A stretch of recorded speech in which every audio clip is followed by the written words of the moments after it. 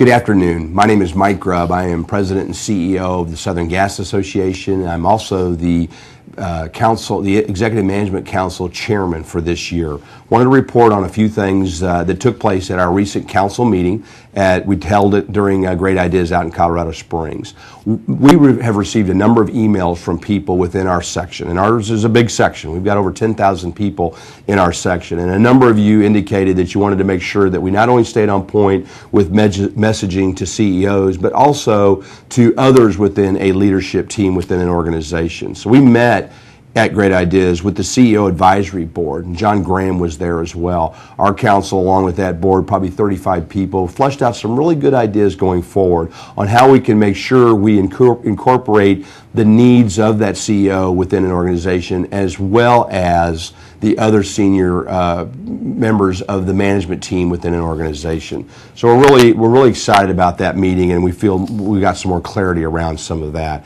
We reported earlier about what our council's focus is. We identified what we wanted to shape conversations around, and we reported that probably 2 newsletters ago. Wanted to remind you that it's board governance, volunteer management, staff management, strategy and planning, and change management. And we want to continue to stay on point with those topics.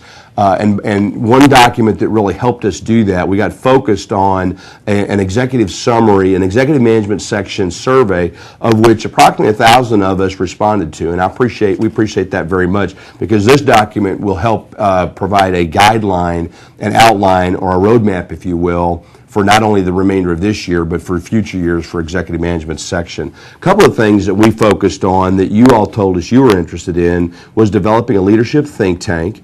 And Scott Wiley, my co-chair and the chair of next year, has already got some ideas along how to make that happen. And then develop a virtual community of practice for networking and resources on selected areas in association management. And I know there's already been some work done in that particular area, and we're going to continue to populate some of those online forums. But quickly, I want to leave you with an idea that came out of our council. We always try to take time to roundtable and talk about those critical issues that are impacting those of us that are part of this section and part of the council.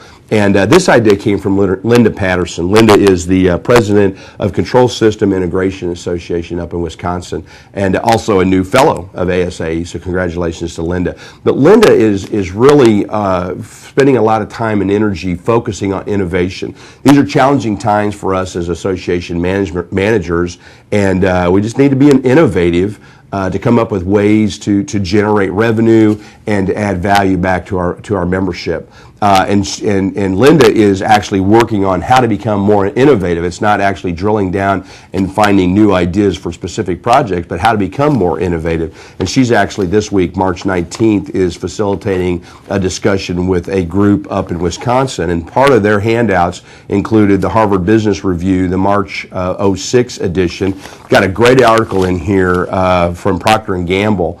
Says Procter & Gamble's radical strategy of open innovation now produces more than 35% of the company's innovation and billions of dollars in revenue. Here at Southern Gas Association, that resonated with me.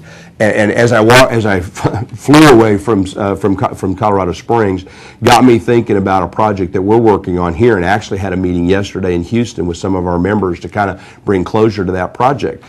In 2007, it kind of fell into our laps, but I find it, it fits her model of being innovative.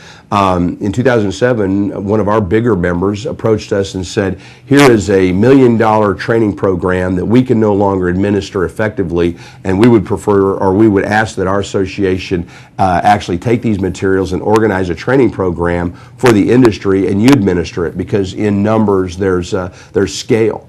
And so we did that, and it took all of 2008 to kind of socialize the concept, and 2009 to kind of cross the T's and dot the I's and get everybody under contract.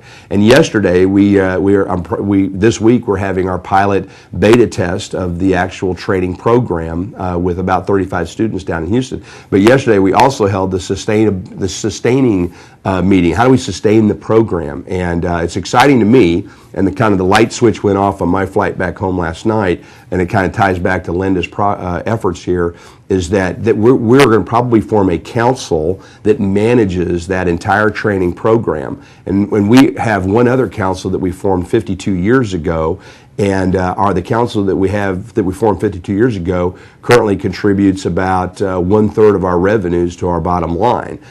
So I'm excited about as I flew away and thought, here's a council that we're getting ready to form. There's revenue. It's something that is driven by our members. It's going to be a revenue producer, and it's different than the way we do business every day, which is developing training and education and meetings and those kind of things. So I want to challenge you all to be thinking about becoming more innovative. And what we think we're going to do, or what Linda thinks she's going to do with her working group, is create a body of knowledge that we can all then access and leverage to help us as we face the challenges of 2010 of developing new programs for our members. Good luck. Thanks.